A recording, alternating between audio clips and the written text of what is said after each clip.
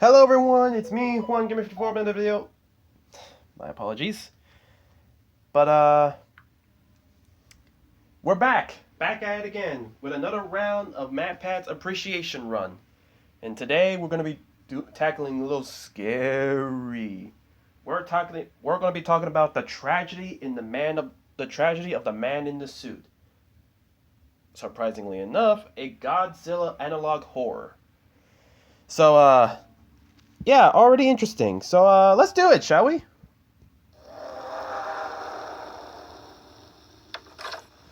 Interview September 15th, Okay. 1958.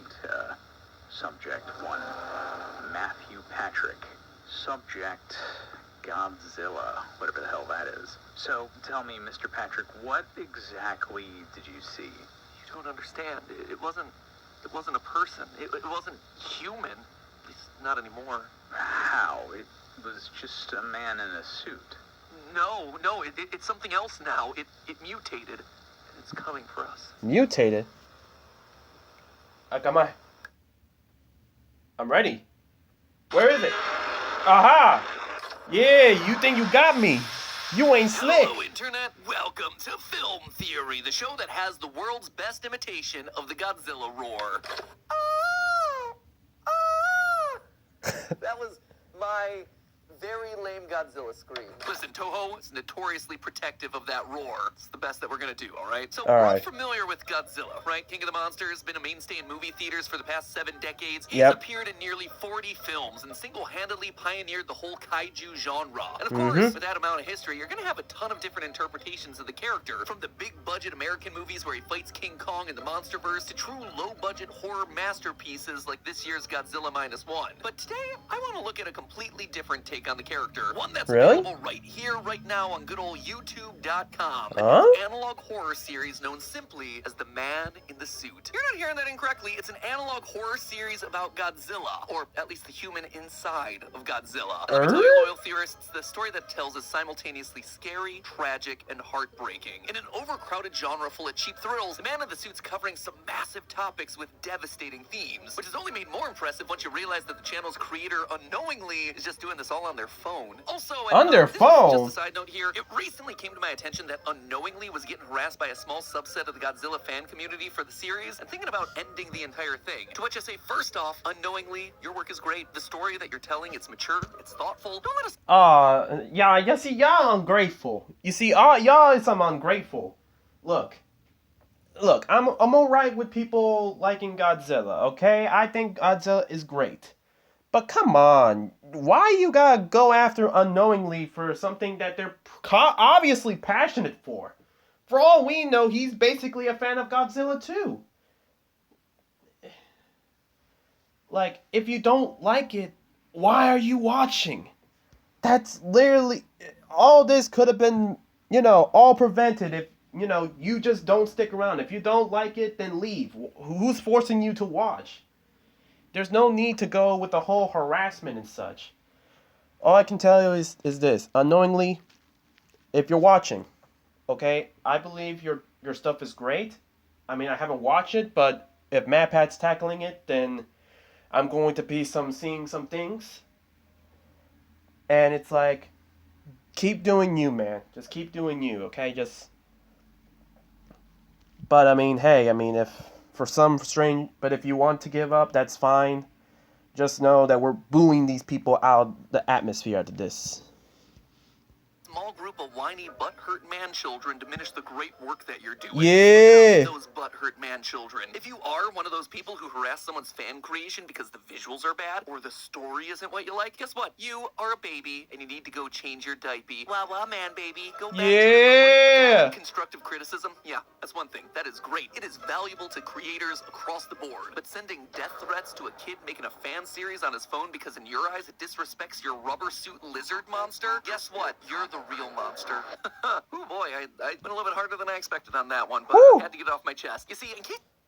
Dang, MatPat, I'm not gonna lie. I mean, like, for me, I was like, yeah, I support... tell him, MatPat, say it again for all the brothers in the back. But now it's like, well, dang, MatPat, I never seen this side of you. I might have to settle down. You missed it. I made an announcement over on Game Theory that these next 10 weeks of episodes will actually be my final 10 weeks of hosting these channels. Don't get me wrong, I'm still going to be around working on really cool projects in the background, including a lo-fi related ARG that I'm just really hyped about. But it's not going to be me recording these scripts every single week. I talk about it in a lot more detail over there, in case you're curious as to what's coming next. But the long and short of it is that my time as the film theorist is coming to a close. And so, you know what? I'm just going to tell it like it is. And Toxic fans, you suck. You have ruined so many series for so many people. You are the worst. Go home. Let people enjoy what they want without you trying to gatekeep it. And everyone else out there, don't feed the trolls. Ignore them. They'll go away to their lonely little holes. Whew. Matt Pat, I'm not gonna lie to you. You making me feel like Sakuna right now. I don't know if I should feel surprised or should I feel proud because whoo, I'm not gonna lie to you. That one pent up for a while. Anyway, the man in the suit. It harkens back to the earliest days of the Godzilla franchise, when all special effects had to be done practically. So to simulate a giant lizard terrorizing Tokyo, the filmmakers had a real stuntman put on a big rubber suit and stomp through miniature models of the cities that it was fighting in. However, working in these suits was a far bigger challenge than you might initially realize. They had no eye holes for the actors to see out of. They weighed over 220 pounds. Yikes. Internally, they heated up to extreme temperatures, and they were so difficult to breathe in that the crew often had to attach a tube to get the actor air. A tube that had to be removed where they were actually filming the darn thing. There was even one incident where an actor almost drowned when his breathing tube fell out as he was being lowered into a pool of freezing water. That right there, it already sounds like a terrifying experience. But yeah. The man in the suit takes things a step further, reimagining that claustrophobic experience as one that never ends, as the suit completely consumes the person inside, turning them into a mutant monster themselves. But underneath all of this monster business is actually a surprisingly heartfelt story about pain, grief, and overcoming cycles of violence brought about by one of the worst tragedies in human history. Yeah, this is one of those series, friends. So oh boy. Charge up that atomic breath, loyal theorists, as we begin to unzip the secrets of the man in the suit. Now, oh boy. This is going to be a wild ride then. That the series includes fictionalized versions of real people who actually existed. This includes the real actors who played characters like Godzilla and the other kaiju. These aren't just anonymous stunt people. However, the man in the suit is also clearly set in an alternate universe, dealing with events that never actually happened, even if they are happening to real people. I just wanted to clarify that because when you're dealing with these sorts of online analog horror series or ARGs based on dramatized versions of real events, it's best to clearly separate the real fact from the fiction. So in classic analog horror fashion, the actual plot of the man in the suit isn't exactly the easiest thing to follow. Everything's told to us through VHS tapes uploaded by an anonymous American cameraman who worked on some of the original Godzilla movies back in the day, and it was far more disturbing than you might think. The original actor hired to get into the Godzilla suit became obsessed with it, staying in costume the entire time that he was on set during breaks, even taking it home after work despite being told not to. The producer on the film says that it's almost like the suit was talking to the actor. Eventually, the actor started calling himself Goji, a nickname borrowed from Gojira, the Japanese name for Godzilla. Now, you might chalk all this up as an actor taking his role very seriously. I mean, this guy could very well be the Jared Leto of kaiju films. But things start to escalate, taking a turn for the worst. Goji's breathing becomes strange,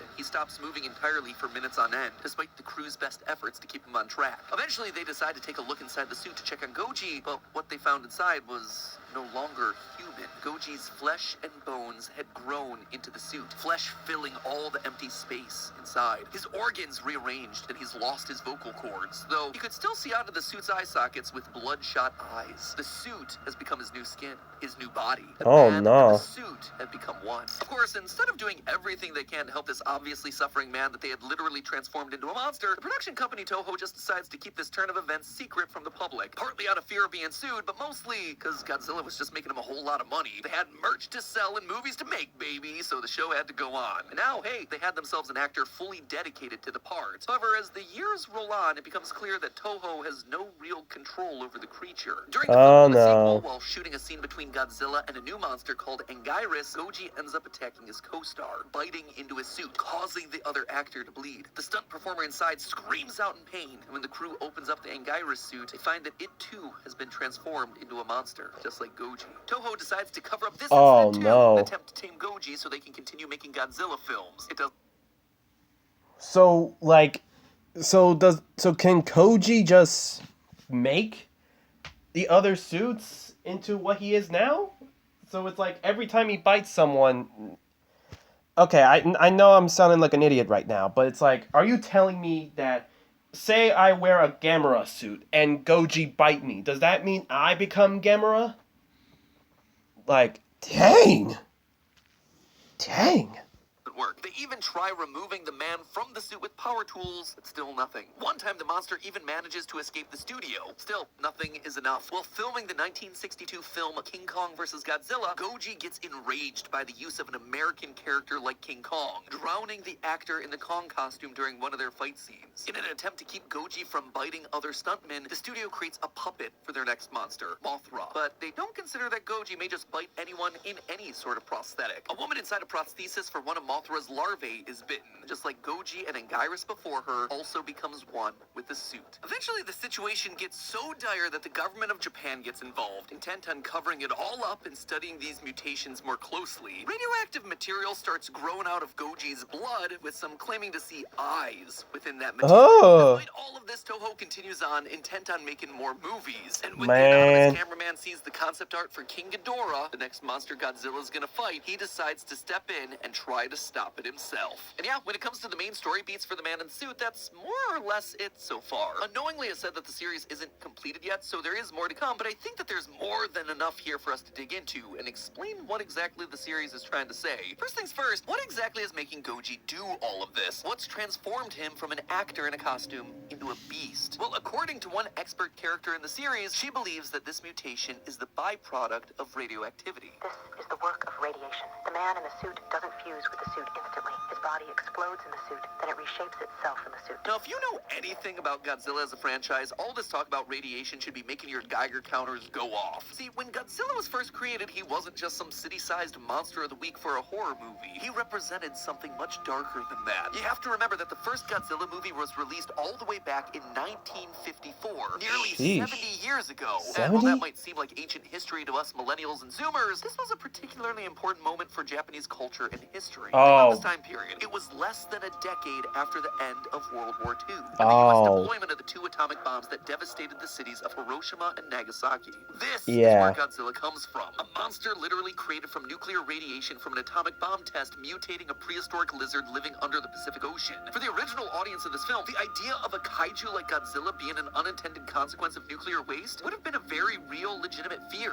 considering that we had no idea what the long-term effects of this level of nuclear radiation were. But that's just the surface level reading of Godzilla. There's a deeper one here that not only has the King of Monsters standing in as a product of mutation, but as an allegory for the nuclear bombs themselves. As the director of the original film put it, if Godzilla had just been some animal, it could have been killed with traditional weaponry. Sure, it would still be a threat, but not the true terror that we see present on screen. Godzilla is the atomic bomb. The destruction that he leaves behind, it's indiscriminate. He's an unstoppable force, devoid of morality, destroying anything and everything in his path, and leaving nothing behind but rubble. This is also why the powerful beam attack that Godzilla shoots out of his mouth is called his atomic breath, even sometimes being depicted as creating a mushroom cloud similar to a nuclear explosion. Godzilla is both metaphorically and literally a nuclear weapon. And this is what unknowingly the man in the suit is using as a jumping off point for their story. Don't believe me? The connection is further driven home during the video Suit Trial, where we see Toho experimenting with Goji and playing audio tracks to see how it reacts. During one such test, we hear Goji spewing some garbled mess in what appears to be English. At first, it's very difficult to make out, but if you listen closely, speeding up the audio track, you realize that Goji is actually reciting a quote from famous physicist J. Robert Oppenheimer, the main architect of the American atomic program and the leader of the Manhattan Project. Now I am become death,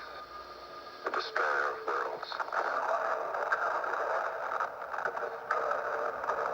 This is a very real thing that Oppenheimer said years after the bombings of Hiroshima and Nagasaki, showing immense guilt for the unspeakable destruction that his scientific breakthroughs caused to not only the people of Japan, but potentially every human on the planet. Fun fact, by the way, Oppenheimer actually said this quote in 1965, at least 4 to 5 years after this point in The Man in the Suit takes place. But hey, we've already established that it's an alternate universe, so who knows? Maybe things just happened in a different order in that timeline. Regardless, this is still an incredibly heavy and important historical quote, and given what we know about the history and symbolism of Godzilla as a franchise, there is clearly some level of deeper connection here. Thankfully, Unknowingly has left us plenty of breadcrumbs to follow. In classic analog horror fashion, there's more hidden in each of these uploads than just the videos themselves. For instance, if you take a peek down below the videos, you'll find some text in the description written in Japanese, and we can learn a lot from what's said down there. Like here, in the very first episode's description, it reads as follows. Godzilla may be a monster, but he seems different to me. He is rather a god. I will be the meat of the beast. I will be the host of Godzilla. I will live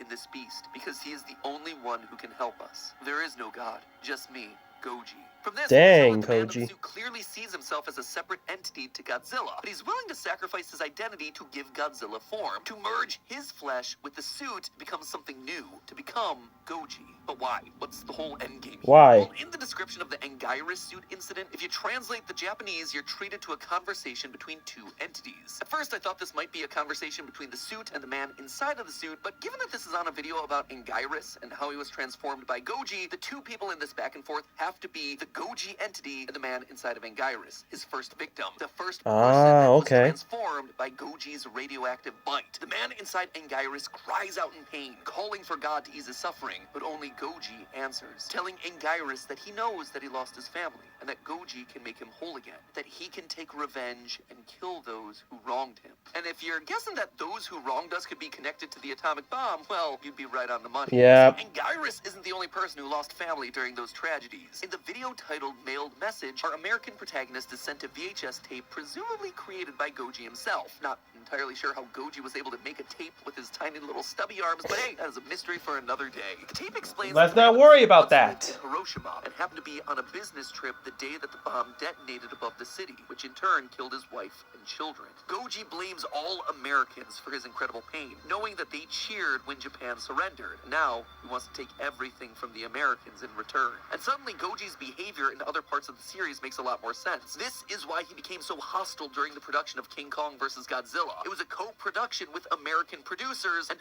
American characters, and at least in Unknowingly's universe, American crew. This enraged Goji, who saw the entire production as a betrayal of not only himself, but of Japan as a whole. As another quote hidden in the video description says, he sees everyone involved as filthy traitors, playing with him like a toy, forcing him to work with the people who killed his family. And this anger is why the situation eventually boils over during the filming. The script called for King Kong to win, and that's what happens in the real-world version of the movie. But here, when the two tumble into the sea, only Goji emerges, having drowned the actor playing Kong, eliminating someone that he saw as a traitor. Now, all of this makes for a really compelling story, and I'm kind of amazed by how much detail and nuance is packed into what appears to be a simple series of slideshows. But what is the story trying to tell us on a thematic level? Why did Unknowingly make this in the first place? Well, when you start putting everything together, it's clear that this is a tale of two parts: grief and vengeance. On the one hand, the man in the suit is clearly a tragic character. In one moment, he lost both his family and his country. That kind of grief is hard to heal, but it's easy to fester, becoming anger, frustration, hatred. That is the path forward that Goji pursues, embracing this symbol of the very thing that took his family from him, and directing it towards the people that he believes actually hurt him. But to what end? What will that actually do? If he manages to accomplish his goal, to exact his vengeance, will it bring his family back? No. It only creates more pain, more suffering, and not even on the people that Goji wants to see suffer. Think about the people that Goji has actually hurt in the series so far. He's bitten 2 actors in costumes and drowned a 3rd on set. But all of these people were themselves Japanese. In his effort to get revenge on the people that he believes hurt him, that killed his family, instead he's only succeeding in hurting the people that are trying to help, who themselves were already hurting. In post-war Japan, we actually see this bear out in the crime statistics. Right after the war, when anger against the Americans would have been at its highest, crime rates were among the highest in Japan's modern history. These sorts of crimes wouldn't have hurt the Americans, they're just hurting their fellow Japanese people. But the saddest part, this drive for revenge, to extract vengeance and pain on America for dropping those bombs at the end of the war, it's not something that unites Goji with the rest of his country. When he finally escapes Toho's studio and explores the outside world for the first time in a decade, Goji is shocked to see how the rest of Japan has chosen to deal with the pain from the tragedy. Instead of a country preparing to strike back, he finds a country that's more or less at peace. As Goji says, quote, "This place, the outside air, the cars, the windows, the house, did they just move on? Will we forget?" And that right there, it's a valid question. Will they just forget? Thankfully, this is a case where we do have an answer. We as a species cannot and should not forget the unstoppable destruction of nuclear weapons. Several years ago, I was fortunate enough to visit Japan and took the opportunity to visit the Hiroshima Peace Memorial Museum. And it was an eye-opening experience. It was sobering to see the full extent of what the bombs did to Japan. And it was moving seeing and hearing the stories about what people went through as they tried to survive in its aftermath. But the biggest takeaway that I had of that entire trip was how the nation chose to remember that unspeakable tragedy. This wasn't wasn't a case of look at these awful things that the Americans did. Instead, it was look at the horrors of this power that we've unlocked. We as humanity cannot let this happen to any other nation or any other people ever again, no matter what. After World War II, Japan has famously never sought to make nuclear weapons, and they've even gone so far as to adopt the 3 non-nuclear principles, promoting the peaceful use of nuclear energy and work towards global nuclear disarmament. Japan's chosen to take what many consider to be the darkest moment in human history, and they've dealt with that grief in a way that ultimately benefits us all, tries to protect us from our own power. Those crime rates that I mentioned a second ago, in the 50s they plummeted, and they remained low for decades. This led to a boom in Japan's economy, which in turn led to the creation of technology that ultimately benefited everyone. They didn't let the cycle of violence continue. They didn't just feed into the darkness and fuel the anger. They didn't like become Gojo the monster, the man in the suit, like Goji did. And now, we all as a society are better for that. The question now is, what does it take for all of us to step out of the suit? But hey, that's just a theory. A film theory. Alright guys, that's gonna be the end of the video. That's gonna be the end of the video. Whew, I'm not gonna lie. Unknowingly, I have to say it. Your stuff's amazing. And keep doing you. Alright? Don't let these haters push you down, man. Trust me. Don't let these haters do you dirty. Alright? Keep doing you, my friend. But, you know, if you want to step away from all this hate, it's fine. Just take a break. Take a long break. Because honestly, I don't even want to begin how slideshowing effects is like. That is amazing, and you really need to take a break, my friend. And again, I'm just saying this once.